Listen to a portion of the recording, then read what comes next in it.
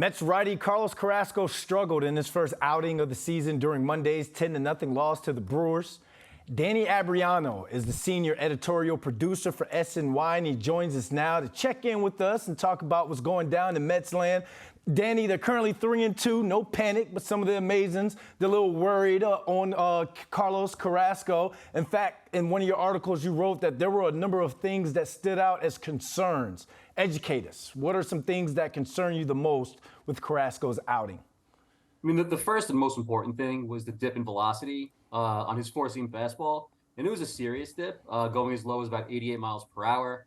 He averaged close to 92 miles per hour on the pitch last year, so it definitely is notable.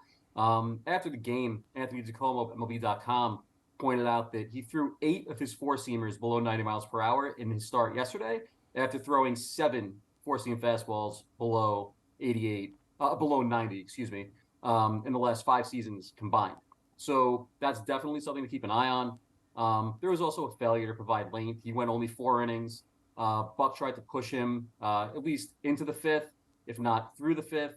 And obviously that didn't work out. He walked the first guy he faced, didn't escape the inning. And the other thing was his control and his command.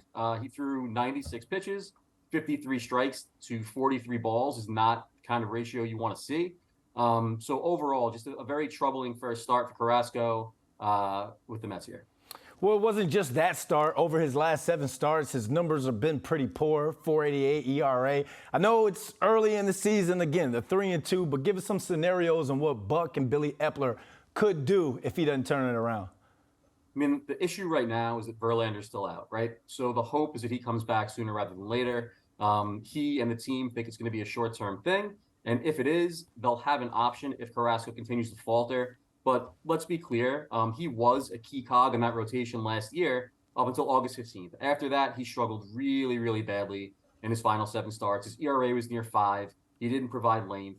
He had starts ranging from 2 to 4 innings. It wasn't a great scene. So in the event Carrasco does continue to struggle to provide length, or if the velocity dip is something that continues, what they would be able to do when Verlander returns is opt to take him out of the rotation and keep both McGill and Peterson in there.